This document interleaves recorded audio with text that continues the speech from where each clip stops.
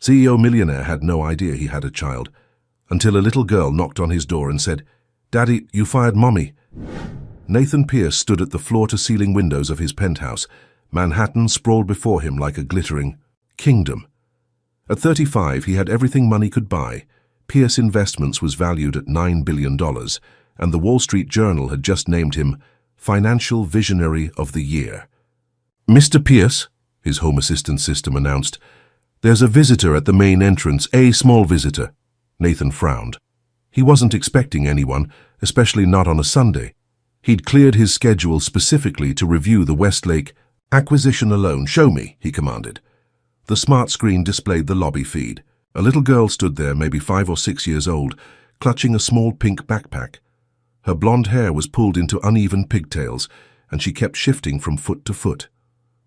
"What the hell?" Nathan muttered. "Is she alone?" "Appears so, sir," the AI replied. "Security reports no accompanying adult." Something about her seemed oddly familiar. Nathan felt an uncomfortable prickling at the back of his neck. "Send someone to help her find her parents," he said, turning back to his documents. 15 minutes later, his private elevator chimed. Nathan looked up, irritated at the interruption. "Sir," his head of security's voice came through the speaker, "the child insists she needs to see you personally. Says her name is Lily. I don't know any. She's quite persistent, sir. Says it's an emergency about her mother." Nathan sighed. "Fine, send her up." The elevator doors opened, and the little girl stepped out, her eyes startlingly blue, widening as she took in the penthouse. Those eyes. There was something about them that made Nathan's chest tighten. "Hello," he said awkwardly. "I'm told your name is Lily." She nodded, clutching her backpack tighter. "Are you Nathan Pierce?" "I am." "What can I help you with?" The girl took a deep breath, summoning courage that seemed beyond her years. "My mommy said I should never come here, but I had to because she's been crying for 3 days and we don't have any more money for ice cream or rent." Nathan blinked. "I'm sorry, but who is your mother?" "Rebecca Mitchell. She worked for you." In the numbers department, the name hit Nathan like a physical blow. Becca Mitchell, 5 years ago, the financial analyst who'd left suddenly during the Meridian merger. They'd had a brief but intense relationship, kept quiet due to company policy, that ended when she resigned without explanation. "And why are you here about your mother?" he asked, his mouth suddenly dry. Lily stepped forward, her chin lifting in defiance, despite the tears gathering in her eyes. "Papai você demitiu a mamãe," she said, then immediately switched to English. "Daddy, you fired my mommy." Nathan felt the room spin. "Daddy?" He stared at the little girl, really looked at her for the first time. The blonde hair was Becca's, but those eyes, God, those eyes were unmistakably his own. The same piercing blue that looked back at him from every mirror, every magazine cover. That's not possible," he whispered. But even as the words left his mouth, he was counting back. 6 years old, 9 months. The timing aligned perfectly with their relationship. Lily pulled a photograph from her backpack and thrust it toward him. Nathan took it with trembling hands. A hospital picture of Becca holding a newborn. "Mommy said I should never bother you," Lily continued, her voice small but determined. "But you fired her last week, and now she can't stop crying. And I heard her tell Aunt Sarah we might have to move away forever." Nathan couldn't breathe. A daughter. He had a daughter. "How did you find me?" he managed to ask. "Everybody knows where you live," she said with a child's simple logic. "Your picture is on a big sign right outside." As Nathan stared into those familiar blue eyes, his eyes, the carefully constructed walls of his perfect life began to crumble. "I need to call your mother," Nathan said, his voice unsteady as he reached for his phone. Lily shook her head vigorously. "You can't. She doesn't know I'm here. I took the subway by myself." "You what?" Nathan stared at the child in disbelief. "How did you? You're 6 years old." 6.5, Lily corrected, with the seriousness only children can muster. "And I'm smart. Mommy says I'm too smart sometimes." That Nathan could believe. He'd need to have a serious conversation with Becca about child supervision. But first, why did you come here, Lily? What exactly happened with your mom's job? Little girl's shoulders slumped. Last week these men came to Mommy's work. They had papers from Pierce Investments. She came home crying and said she'd been laid off.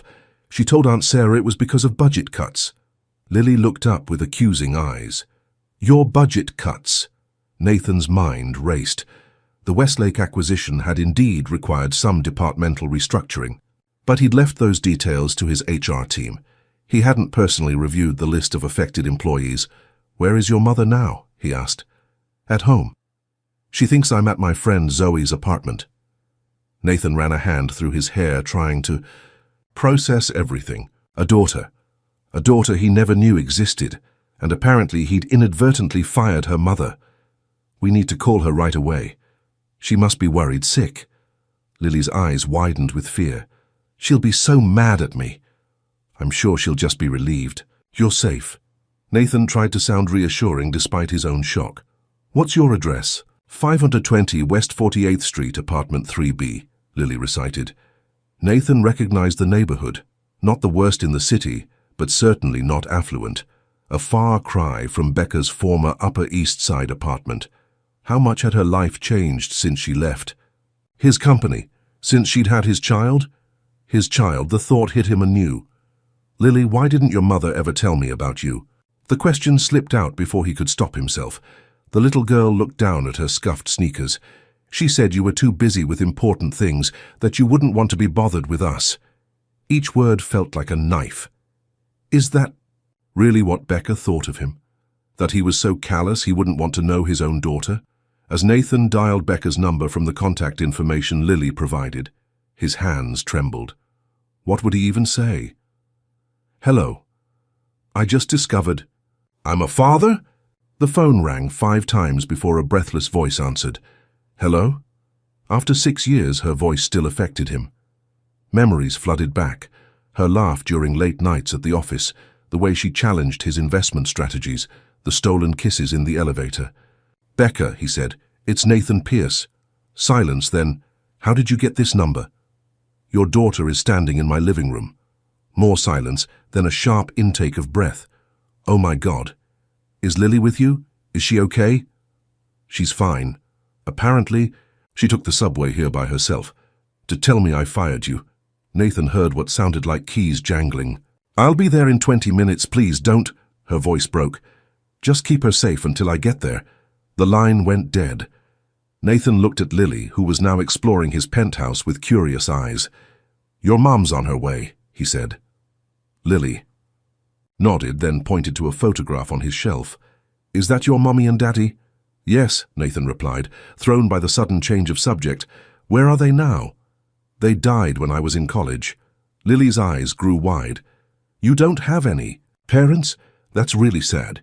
For the first time in years, Nathan felt the old grief surface. Yes, he agreed quietly. It is. He watched as this small person, his daughter, examined the relics of his life with innocent curiosity, completely unaware that her presence had just changed everything forever. The 20 minutes it took Becca to arrive felt like an eternity. When the elevator chimed, Nathan's heart hammered against his ribs. The doors slid open and there she was. Rebecca Mitchell had changed in 6 years. Her once long blonde hair was now cut in a practical bob. The designer clothes had been replaced by simple jeans and a worn sweater, but her eyes, those intelligent green eyes that had once captivated him, remained the same, though now they were wide with panic. Lily, she gasped, rushing forward as the little girl ran to her. Mommy. Lily threw herself into her mother's arms. Don't be mad. I just wanted to help. Becca clutched her daughter tight, relief washing over her face before hardening as she looked up at Nathan. What were you thinking, bringing her up here? She demanded. Me? Nathan felt a surge of indignation. I didn't bring her anywhere. She showed up in my lobby claiming to be my daughter. A daughter, I might add, that I knew nothing about until 40 minutes ago. Their eyes locked in a silent standoff, 6 years of unspoken words hanging between them. We should go, Becca said finally, standing with Lily's hand firmly in hers. No, Nathan's voice was calm but resolute. I think we need to talk. There's nothing to discuss. Nothing to... Nathan stopped himself, conscious of Lily watching them with wide eyes. He lowered his voice. Becca, you kept my child a secret for 6 years. You don't think that warrants a conversation? Something flashed in Becca's eyes. Fear. Guilt. She knelt down to Lily's level. Sweetie, can you go sit on that couch over there? I need to talk to Mr. Pierce for a minute. Lily looked between them. Are you going to fight? No, Becca promised. Just grown-up talk. Once Lily was settled with Nathan's tablet, Becca turned to him, arms crossed defensively. You had no right to call her your child. You don't know the first thing about being a father. Because you never gave me the chance. Nathan shot back, keeping his voice low. Why, Becca? Was I really so terrible that you thought I wouldn't want to know? Becca's composure cracked slightly. It wasn't that simple, Nathan. You were building an empire. I was just another employee you were sleeping with against company policy. That's not fair, and you know it. What we had was an affair that would have ruined both our reputations if it got out, she interrupted. Then I got pregnant and I had to make a choice. A choice you made for both of us, Nathan said bitterly. Becca's eyes flashed. Don't you dare judge me. Do you have any idea how terrified I was?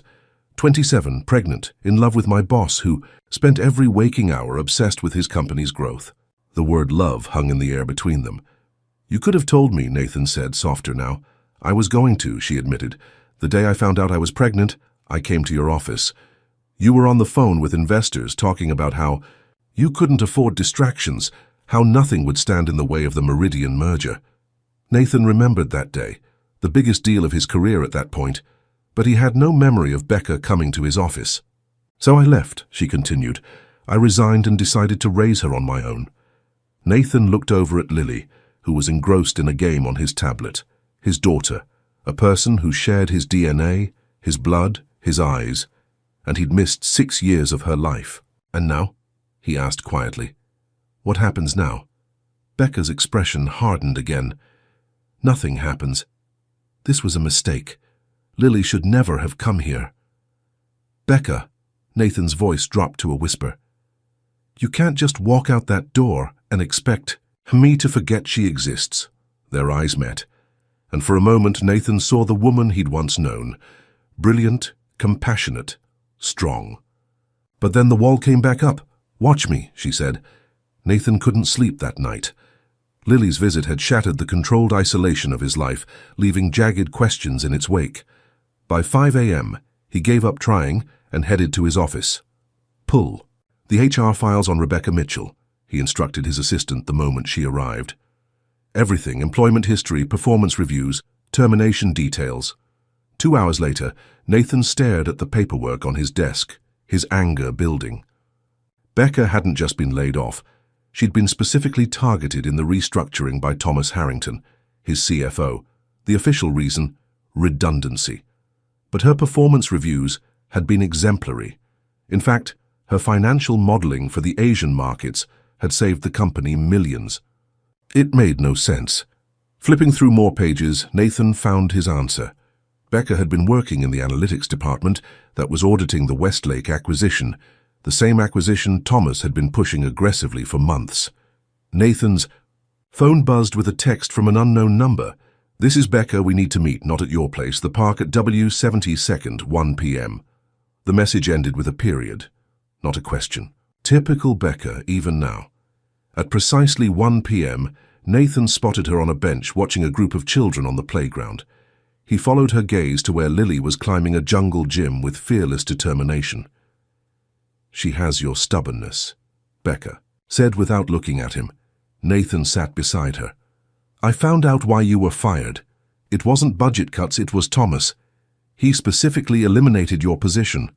Now Becca turned to him, surprise evident in her expression. Why would your CFO target me specifically? I think it's because you were auditing the Westlake acquisition. Did you find something in those numbers? Becca's silence was confirmation enough. Becca, what did you find? She glanced around before answering quietly. Discrepancies in the valuation. Westlake's Asian subsidiaries are shell companies hiding substantial debt. If the acquisition goes through, Pierce Investments inherits nearly $300 million in concealed liabilities. Nathan felt the blood drain from his face. The deal was set to close in 10 days. I was compiling evidence when I was terminated, Becca continued. They took my company laptop, deleted my access to the servers. All my work gone. Did you keep copies? Of course I did. I'm not an amateur. A flash of the old Becca, brilliant, and slightly cocky. But I wasn't planning to come forward. Why not? Because Thomas Harrington made it very clear what would happen if I did. Her eyes darted to Lily. He knows about her, Nathan. Somehow he found out she's yours. He implied that if I caused trouble, people might start asking questions about her parentage, about why I really left the company 6 years ago. Cold fury washed over Nathan. Thomas had threatened Becca using her child, their child. I'll destroy him, Nathan said quietly. No, Becca's hand shot out to grab his wrist. That's why I texted you. You can't let on that you know anything. Thomas has powerful friends. He's been with you since the beginning. Who do you think people will believe? I don't care. No one threatens my... He stopped, suddenly unsure what to call Lily. My daughter? My family? Becca's eyes softened slightly at his hesitation. She asks about you, you know. Has for years. What's my daddy like? I've told her you're a good man who's very busy helping people with money. The simple description cut deeper than any criticism could have. I want to know her, Becca, Nathan said, his voice barely audible over the children's laughter. Becca watched Lily swing from one monkey bar to the next. I know, she finally said. That's why I'm here. Nathan waited, hardly daring to breathe. I'm willing to let you spend time with her, Becca said carefully. But we do this my way, slowly. And Thomas can never know she's yours. Not until we figure out what he's really up to. As Lily jumped from the jungle gym and ran toward them, Nathan realized his perfectly ordered life had been irrevocably altered. And strangely, for the first time in years, he felt truly alive. Daddy's coming over? Lily bounced on her bed, hair still wet from her bath, eyes bright with excitement. Yes, but remember what we talked about, Becca reminded her, selecting pajamas from the worn dresser. Mr. Pierce is just getting to know you.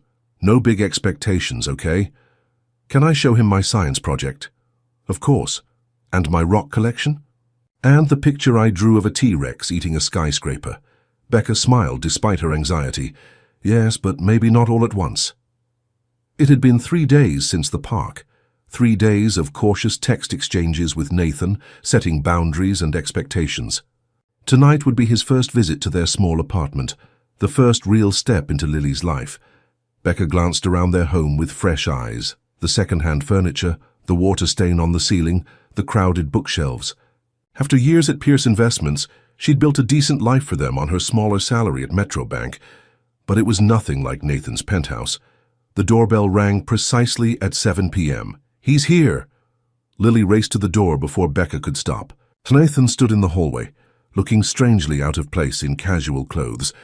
Dark jeans and a simple blue sweater that matched his eyes that immediately sought out Lily's identical ones. Hi, he said, awkwardly shifting the packages under his arm. Did you bring presents? Lily asked, straight to the point. Lily, Becca admonished. That's not polite. Nathan smiled. It's okay. And yes, I did bring something. May I come in? Their apartment felt even smaller with Nathan in it. He moved carefully, as if afraid to disturb the delicate ecosystem of their lives. Can I offer you something to drink? Becca asked formally. Coffee, tea, water? Water is fine, thanks.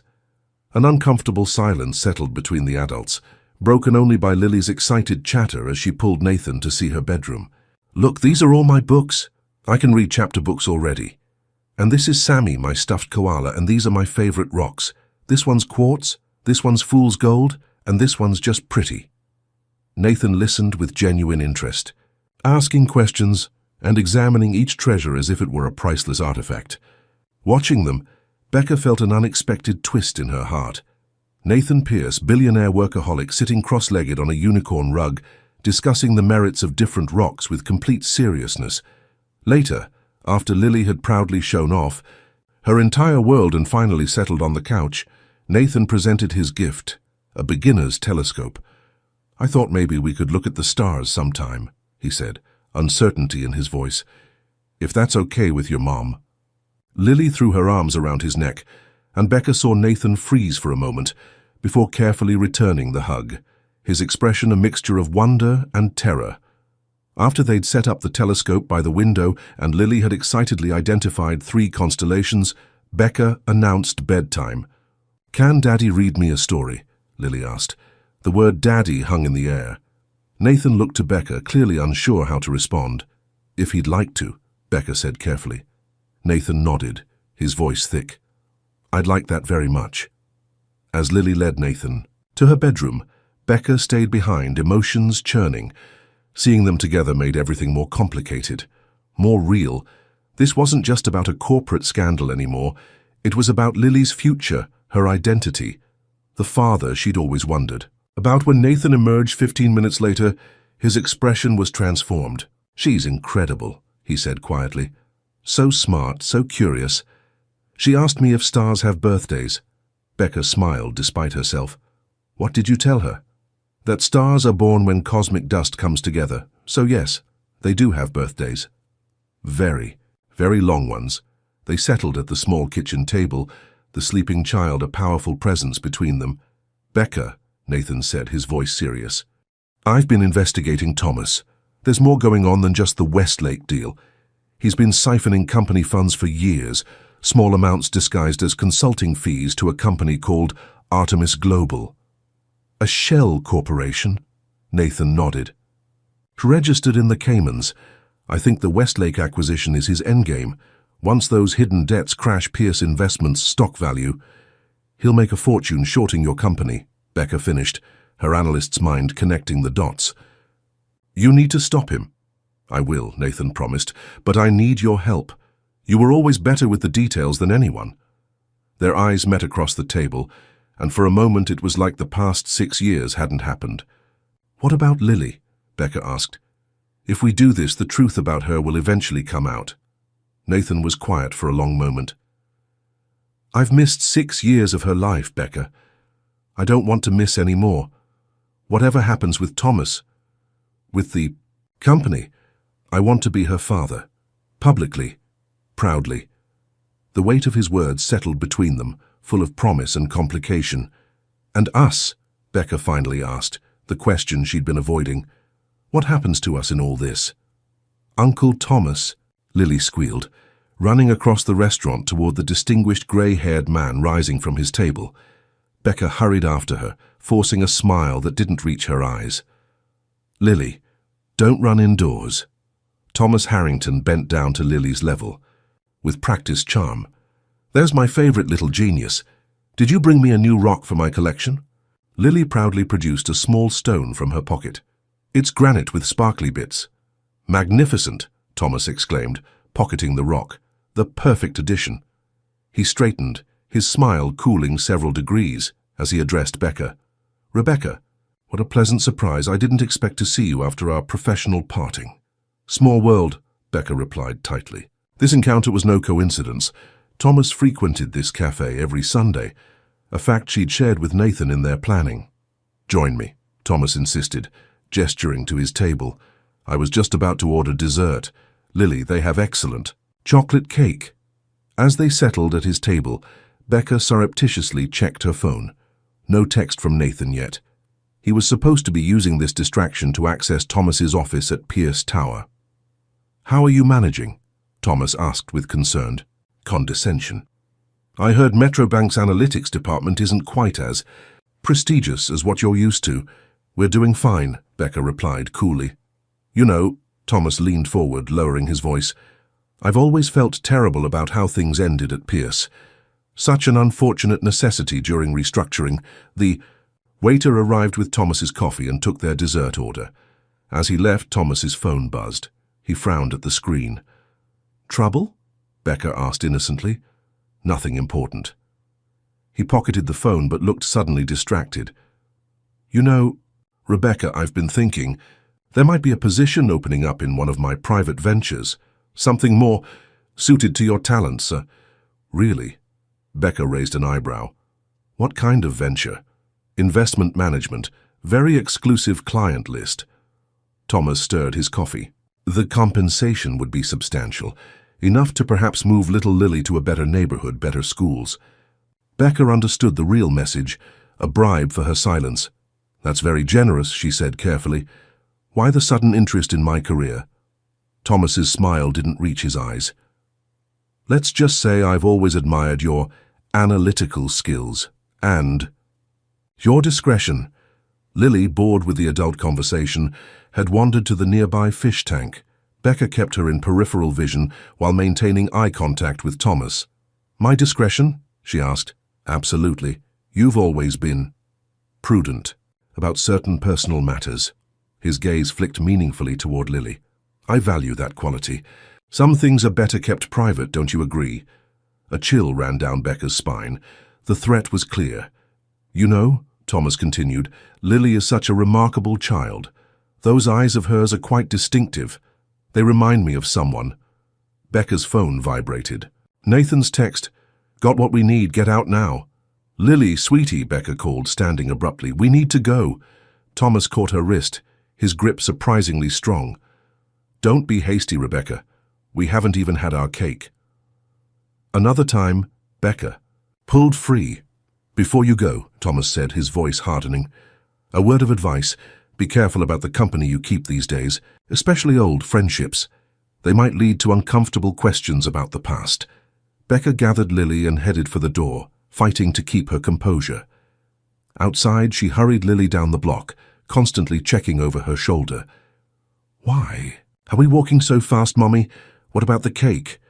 "We'll get cake somewhere else," Becca promised, her mind racing. Her phone rang. "Nathan."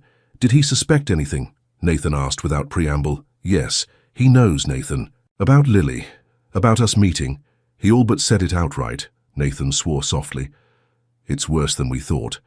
The files show Thomas has been planning this for years. And there's something else. He's been having you followed." Becca froze, instinctively, pulling Lily closer. "Get to your sister's place in Brooklyn," Nathan instructed. "Don't go home, I'll meet you there." "Nathan, if he knows about Lily being yours—" "Listen to me." Nathan's voice was steel. "No one threatens my family. No one. I'll handle Thomas, but right now, I need you and Lily safe." Family. The word echoed in Becca's mind as she flagged down a taxi. In just 2 weeks, everything had changed. The walls she'd built to protect Lily, to protect herself, were crumbling. As the taxi pulled away, Becca spotted a black sedan pulling out behind them. Her heart raced as she clutched Lily tighter. "Mommy?" Lily looked up, sensing her fear. "What's wrong?"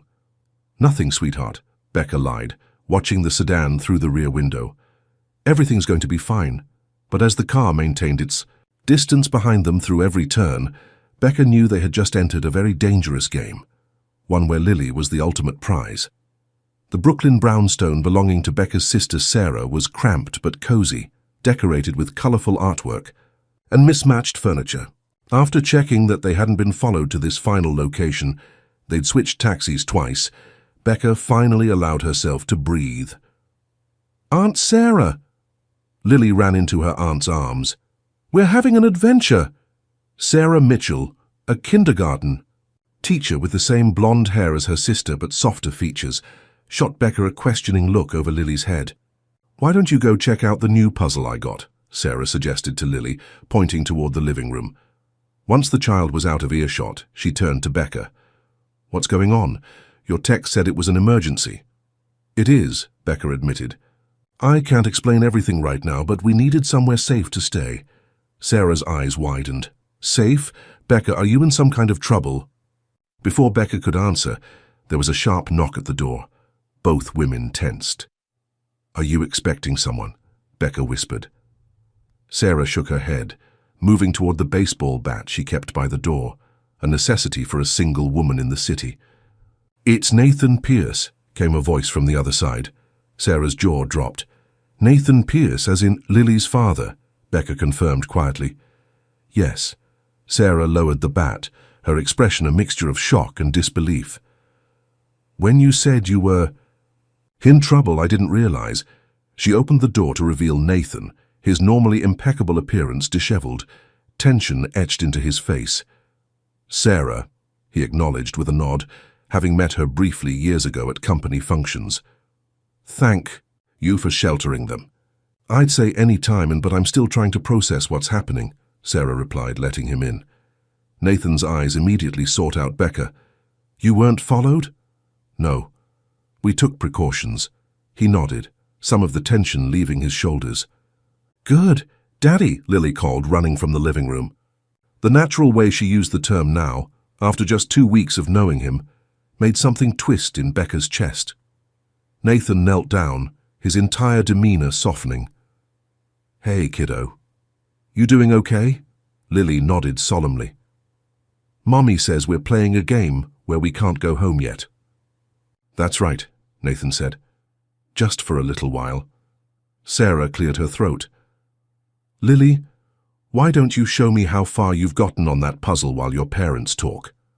Once they were alone in Sarah's small kitchen, Becca studied Nathan's face. How bad is it? Bad, he admitted, running a hand through his hair. Thomas knows I accessed his office. He's called an emergency board meeting for tomorrow morning. What did you find? Everything.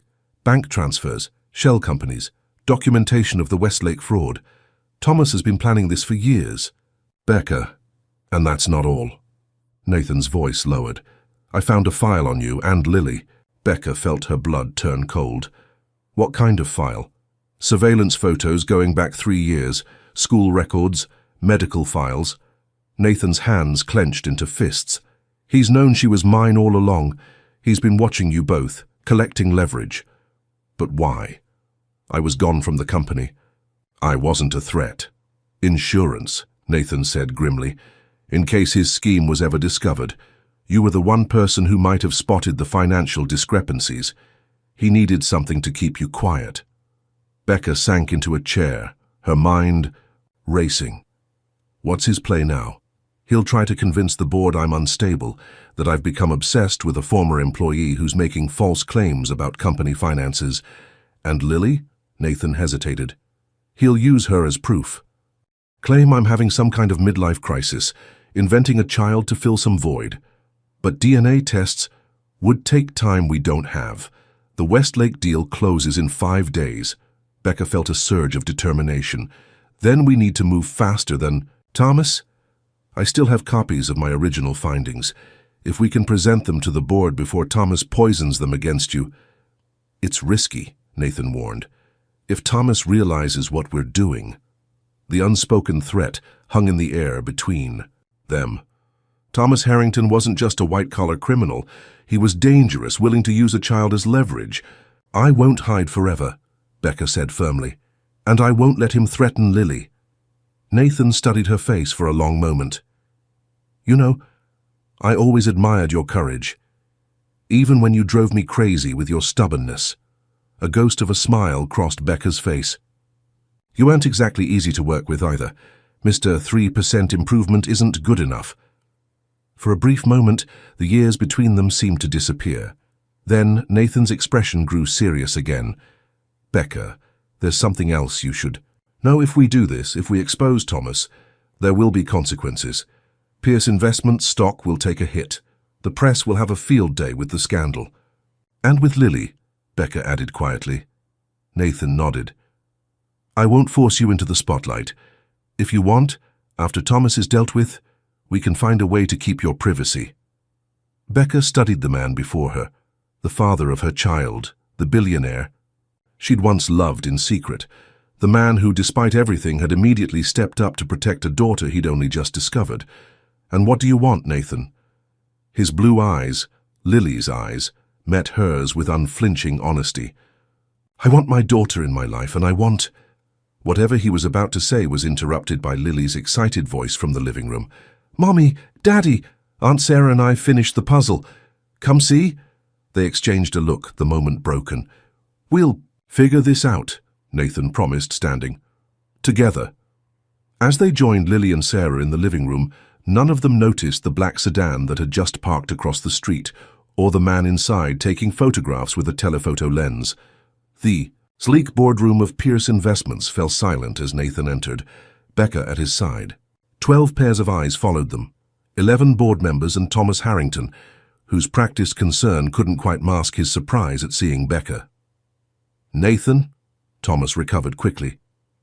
We weren't expecting Ms. Mitchell to join us. I invited her, Nathan replied calmly. taking his seat at the head of the table. As the financial analyst who first identified irregularities in the Westlake acquisition, her input is invaluable. Thomas's smile tightened. I was under the impression this meeting was to discuss your personal situation. My personal situation? Nathan raised an eyebrow. Eleanor Winters, the eldest board member and a longtime friend of Nathan's parents, spoke up. Thomas has expressed concerns about your decision-making lately, Nathan. He says you've become distracted. I see. Nathan nodded thoughtfully. And what evidence did Thomas provide for these concerns? Thomas opened a folder before him. Over the past 2 weeks, Nathan has been in regular contact with a former employee who was terminated for performance issues. He's been seen visiting her residence, missing critical meetings and making erratic decisions regarding the Westlake acquisition. Is this true, Nathan? Asked James Porter, the board's most conservative member. Some of it, Nathan admitted. I have indeed been in contact with Ms. Mitchell, but not for the reasons Thomas suggests. He nodded to Becca, who distributed folders to each board member. What you're looking at, Becca explained, is evidence of financial fraud within the Westlake Group. Their Asian subsidiaries are hiding substantial debt behind shell corporations, debt that Pierce Investments would inherit upon acquisition. The board members flipped through the documents with growing concern. Additionally, Nathan continued, you'll find evidence that Thomas Harrington has been aware of this fraud from the beginning. In fact, he's been actively concealing it while positioning himself to profit from the resulting stock collapse. Thomas's face reddened. This is absurd. She's making things up to save her job. My job? Becca interrupted. I was fired 3 weeks ago, shortly after discovering these discrepancies. A coincidence, Thomas scoffed. Is it also a coincidence that you've been transferring company funds to Artemis Global, a shell corporation you control in the Caymans? Nathan asked, sliding another document across the table. Or that you've been monitoring Ms. Mitchell and her daughter for years through a private security firm paid with company money. Murmurs rippled through the room as the board members exchanged troubled glances. Thomas stood abruptly. I don't have to listen to these baseless accusations. This woman has clearly manipulated you, Nathan. Perhaps if the board knew why, they're about to. Nathan cut him off. Ms. Mitchell has a 6-year-old daughter, my daughter. The room went completely still.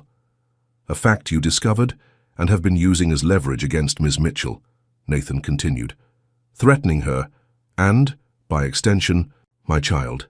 Eleanor Winters removed her glasses, her expression grave. Thomas, is this true?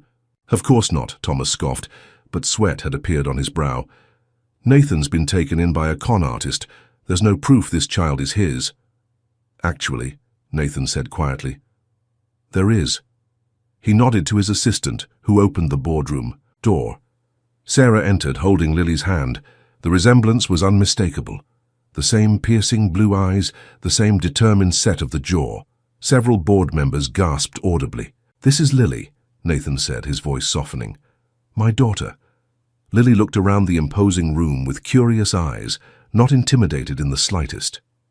Are these all your friends, Daddy? A smile tugged at Nathan's lips. Some of them. Thomas looked from Lily to Nathan, his face draining of color. This proves nothing. A convenient child with blue eyes. DNA tests are already in process, Nathan interrupted. But I don't think anyone in this room has any doubts. Eleanor Winters stood slowly, her gaze fixed on Thomas. I believe we've heard enough. Security will escort Mr. Harrington from the building while we contact the authorities. You can't do this, Thomas's composure finally cracked. I built this company with you, Nathan. Everything I did was for Pierce Investments. No, Nathan said quietly. Everything you did was for yourself, and you were willing to use my daughter to do it. As security led a protesting Thomas away, Nathan turned to find Becca kneeling beside Lily, whispering reassurances to the confused child. The board members filed out discreetly, leaving the three of them alone in the vast boardroom. Did I do good, Mommy? Lily asked. You did perfect, sweetheart, Becca assured her, just by being you. Nathan knelt down beside them, forming a small circle. I'm sorry you had to be here for this, Lily, but you helped stop a bad man from doing bad things. Lily considered this seriously.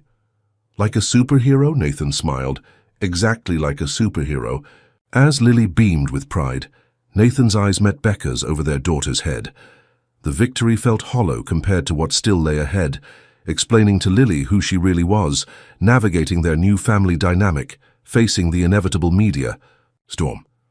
But for now, in this moment, they were simply three people connected by bonds stronger than fraud, deception, or 6 years of separation could sever. Pierce Air revealed, billionaire's secret daughter uncovered during corporate fraud investigation. The headline screamed from every newsstand in Manhattan.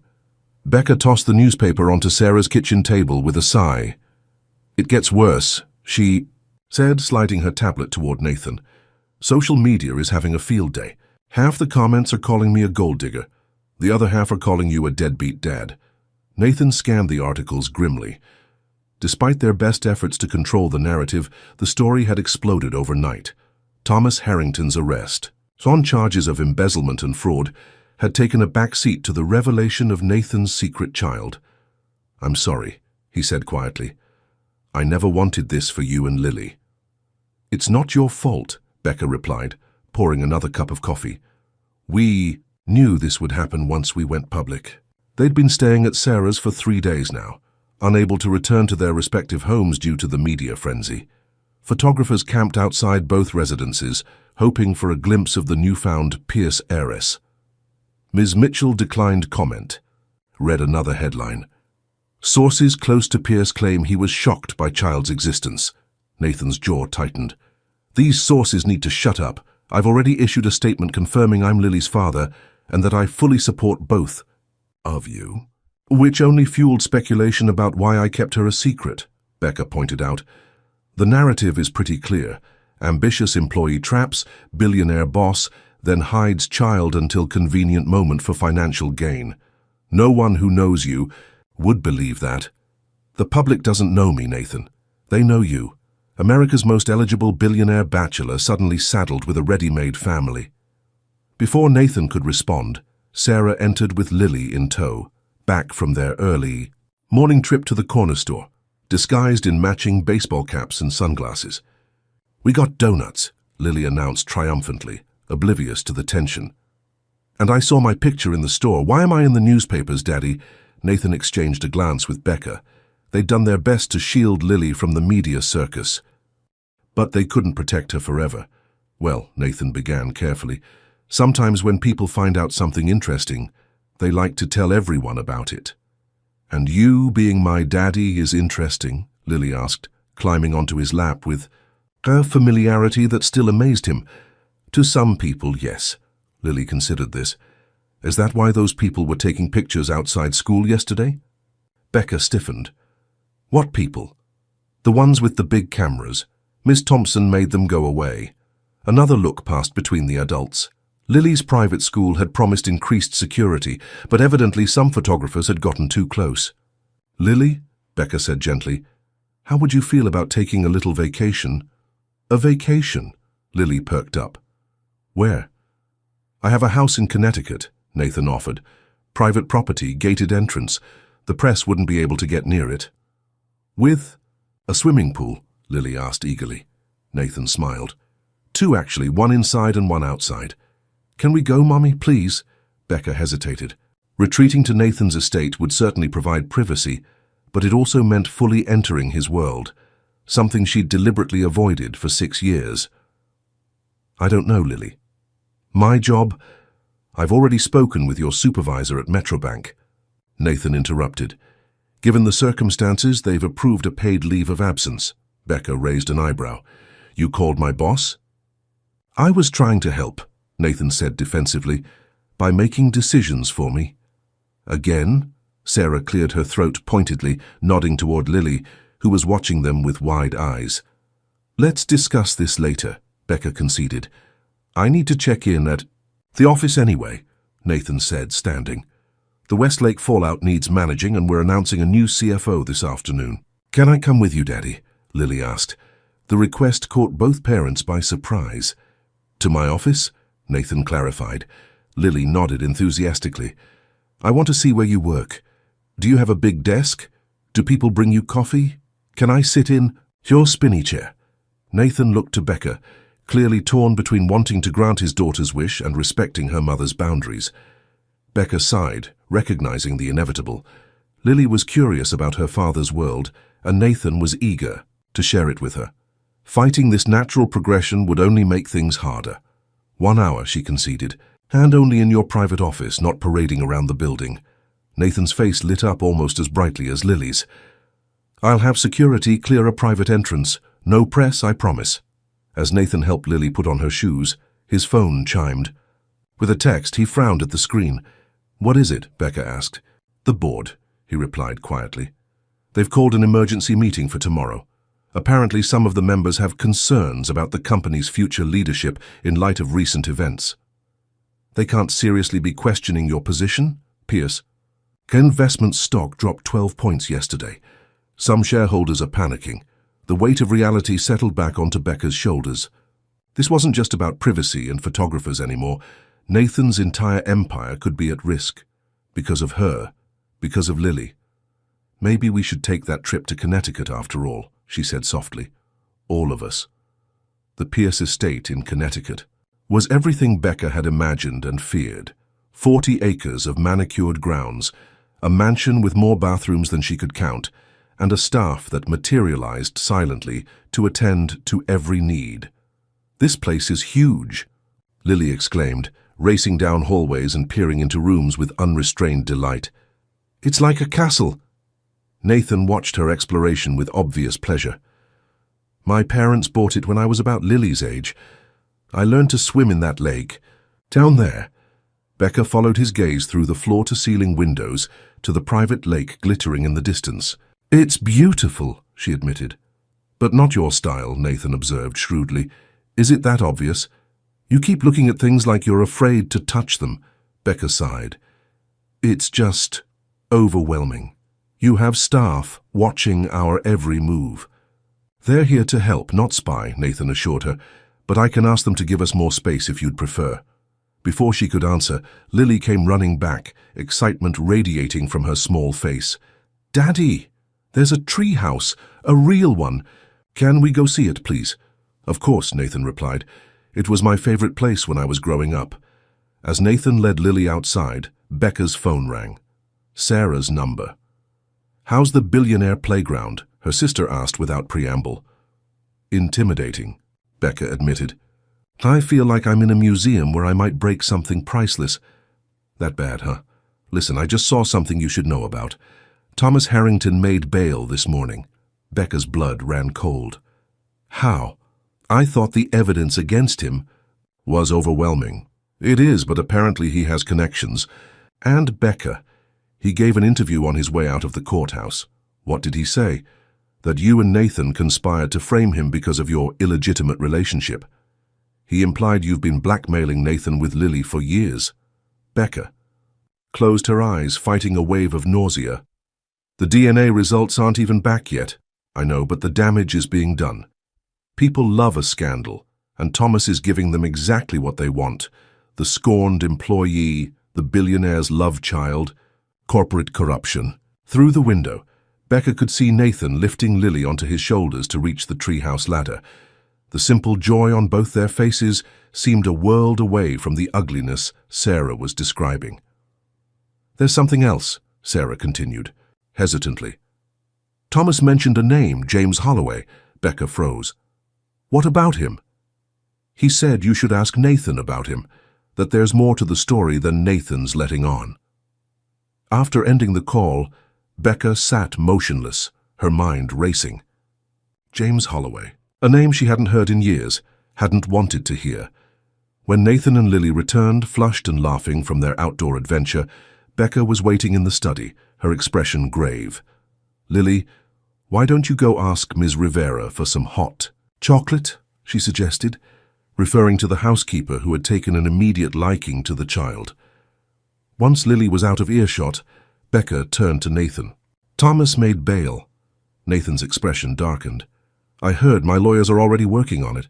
He mentioned James Holloway. The color drained from Nathan's face. For a moment, he looked as though he might deny knowing the name, but then his shoulders sagged. How much do you know? He asked quietly. I know he was your roommate at Princeton, Becca replied. I know he worked for Pierce Investments in the early days, and I know he disappeared from the company right before I was hired. Nathan moved to the bar cart in the corner, pouring himself a drink with hands that weren't quite steady. Did Thomas say anything else? Just that I should ask you about him, that there's more to the story. Becca studied Nathan's face carefully. Is there? Nathan took a long swallow of his drink before answering. James was more than my roommate. He was my best friend. We started the company together right out of college. What happened to him? He wanted to take the company in a different direction. More aggressive investments, higher risk. We had a falling out. And? Nathan's eyes met hers, filled with a pain that surprised her. And I forced him out. Used a clause in our partnership, agreement to buy his shares at a fraction of their worth. That doesn't sound like you, Becca said softly. Doesn't it? Nathan's laugh was bitter. I was 26 and power-hungry. James threatened my vision for Pierce Investments, so I eliminated the threat. The parallel to Thomas was uncomfortably clear. What happened to James after that? Becca asked. He tried to start over. New company, new investors. But Nathan's voice faltered. I made sure no one would back him, called in favors, spread rumors about his reliability. He lost everything. His savings, his reputation, eventually his family. Becca felt a chill. This was a side of Nathan she'd never seen, never imagined existed. 3 years ago, he died, Nathan continued quietly. Suicide. Left a note naming me as the reason. The silence that followed was deafening. Why is Thomas bringing this up now? Becca finally asked. Because James Holloway wasn't just my former partner, Nathan said, his eyes meeting hers with painful honesty. He was Thomas's brother-in-law. The revelation hit Becca like a physical blow. Thomas blames you for his death. Nathan nodded. This was never just about money. Thomas has been planning his revenge for years. The financial fraud using Lily as leverage, it was all designed to destroy me the same way he believes I destroyed James. And now he's out on bail, Becca whispered, with nothing left to lose, Nathan added grimly. As if on cue, Nathan's phone rang. His security chief's voice was audible even from where Becca stood. Sir, we have a breach at the northeast perimeter. Multiple intruders. Nathan's eyes locked with Becca's, a single thought passing between them. Lily, they said in unison. Lock down the house, Nathan ordered into his phone as they raced through the mansion. All security personnel on high alert. No one gets near my daughter. Becca's heart pounded in her chest as they rounded the corner to the kitchen where they'd left Lily. Relief flooded through her when she saw the little girl perched on a stool, happily sipping hot chocolate while Ms. Rivera washed dishes nearby. Mommy!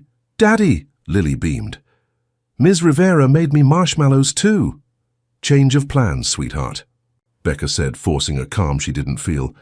We're going to play a game. Lily's eyes lit up. What kind of game? Hide and seek, Nathan said, nodding to Ms. Rivera, who immediately understood the severity of the situation. A special version. The housekeeper quietly slipped out, presumably to alert the rest of the staff. Is this about the bad men? Lily asked, surprising both adults. What bad men? Becca asked carefully. I saw them from the treehouse. They were in the trees by the fence. Daddy said not to worry, that the security men would handle it. Nathan paled. You saw them earlier. Why didn't you say anything? You said not to worry, Lily replied simply. And then we were having so much fun, I forgot. Nathan and Becca exchanged alarmed glances. If Thomas's men had been watching the property hours ago, this wasn't a spontaneous attack. It was a calculated plan. Nathan's security chief appeared in the doorway, his expression grim. Sir, we've detected unauthorized access to the security system. Someone's been intercepting our camera feeds. They've been watching us, Becca realized, a chill running down her spine. The safe room, Nathan decided, lifting Lily into his arms. Now, they hurried through the mansion, Nathan leading the way to what appeared to be a normal bookshelf in his study. With a press of a hidden button, the shelf slid aside to reveal a reinforced metal door. Cool, Lily exclaimed, clearly still thinking. This was all an elaborate game. Inside was a windowless room equipped with monitors, communications equipment, a bathroom, and enough supplies to last days. "Stay here," Nathan instructed, setting Lily down. "I need to coordinate with security." "No." Becca grabbed his arm. "We stay together." "Becca, I can't protect you if—" "This isn't about protection," she interrupted fiercely. "This is about Thomas. He knows you, Nathan. He's studied you for years. He knows you'll try to play the hero." Nathan's jaw tightened. "What would you have me do? Hide while my security team faces armed intruders?" "Yes," Becca said simply, "because Lily needs her father, the father she just found." The mention of Lily seemed to deflate Nathan's resistance. He glanced at their daughter, who was exploring the safe room with curious eyes, still blissfully unaware of the danger. "Okay," he conceded, "we stay together." Nathan activated the communications system, speaking rapidly with his security team. The news wasn't good. At least 6 intruders had breached the grounds, well-armed and clearly professional. "They've cut the landlines," the security chief reported. "Cell jammers are active too. We're isolated." "What about the panic button?" Nathan asked. "It should have alerted the police automatically." "No confirmation of response, sir. We have to assume it's been compromised as well." Becca sank into a chair, the reality of their situation settling in. Thomas had planned this meticulously, isolating them before attacking. How did he organize this so quickly after making bail? She wondered aloud. "He didn't," Nathan replied grimly. "This was already in motion. Thomas making bail wasn't luck. It was part of the plan. He needed to be out to give the final go-ahead." On the security monitors, they watched as Nathan's security team engaged with the intruders, exchanging gunfire across the manicured grounds. Despite being outnumbered, the trained professionals were holding their own. "Daddy, are those fireworks?" Lily asked, pointing to the muzzle flashes visible on one of the screens.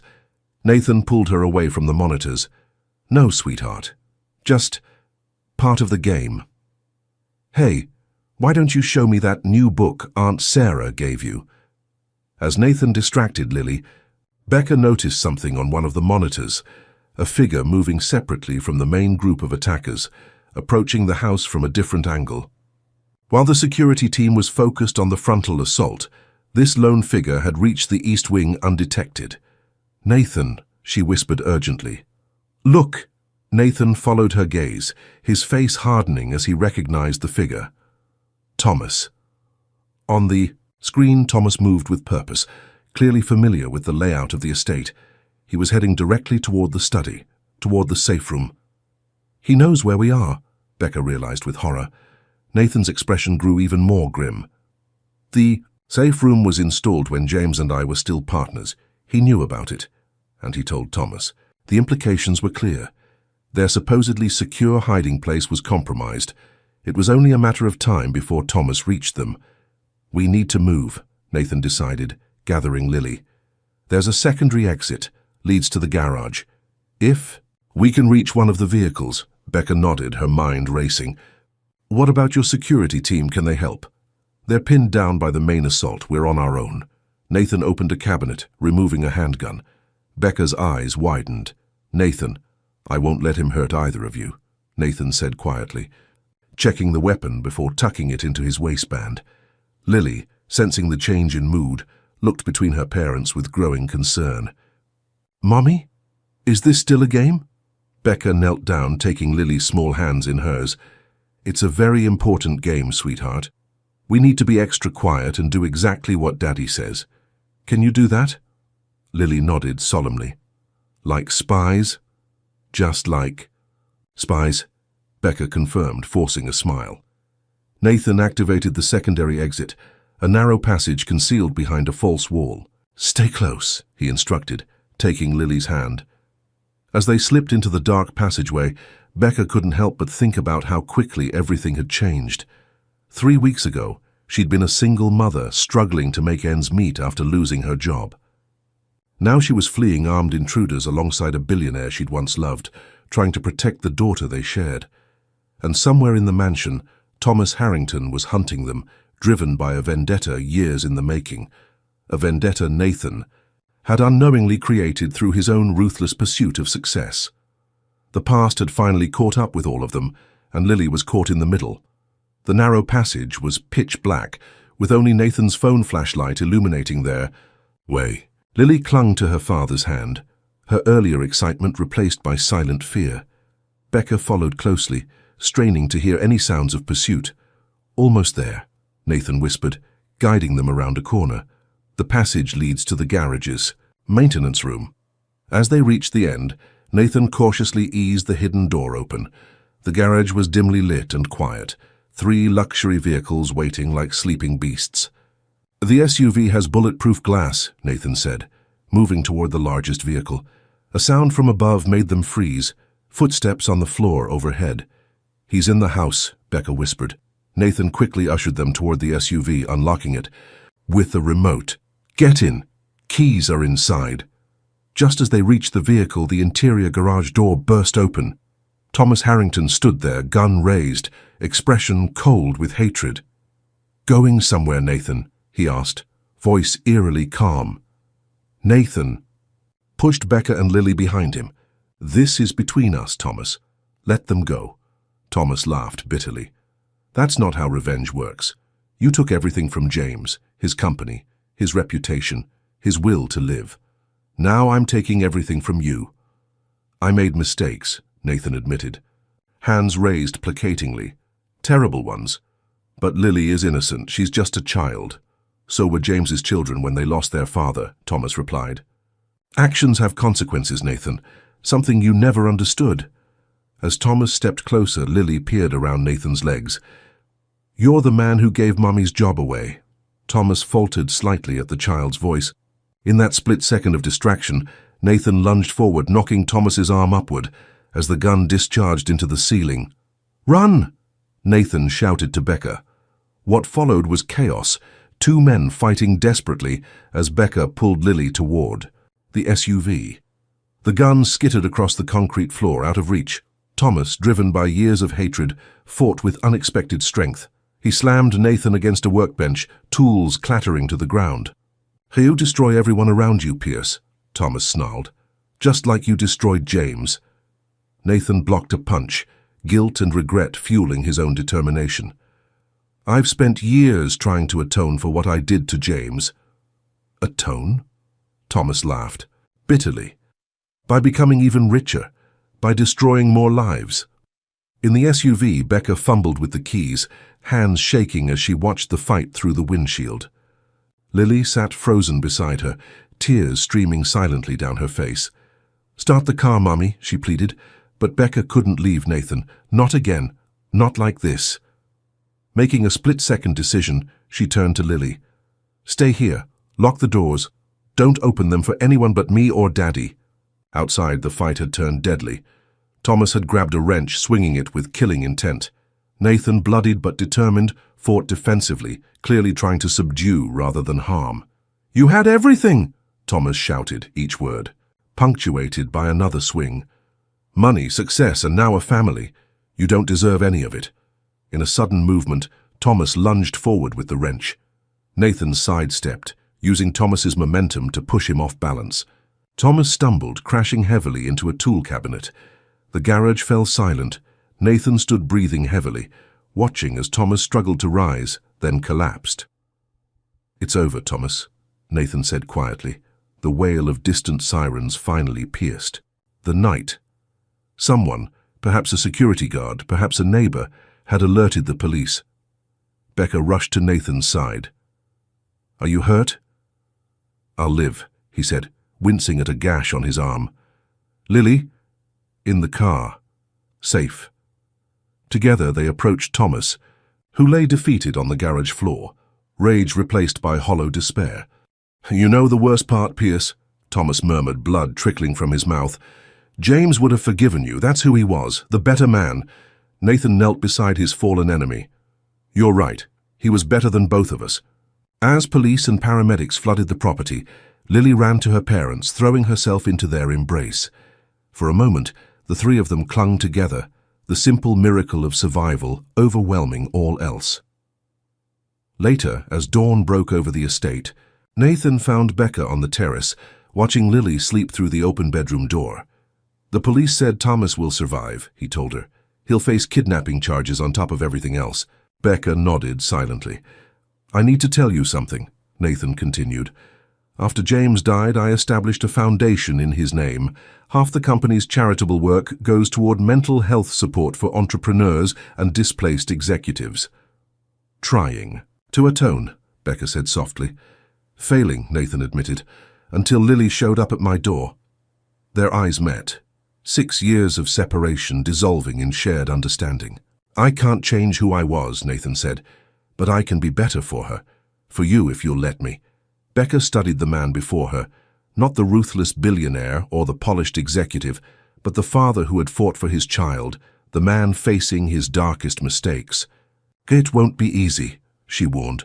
Nothing worth having ever is. As the sun rose higher, casting golden light across the battered estate, Lily stirred in her sleep. 2 people who had once lost each other watched over the miracle they had created.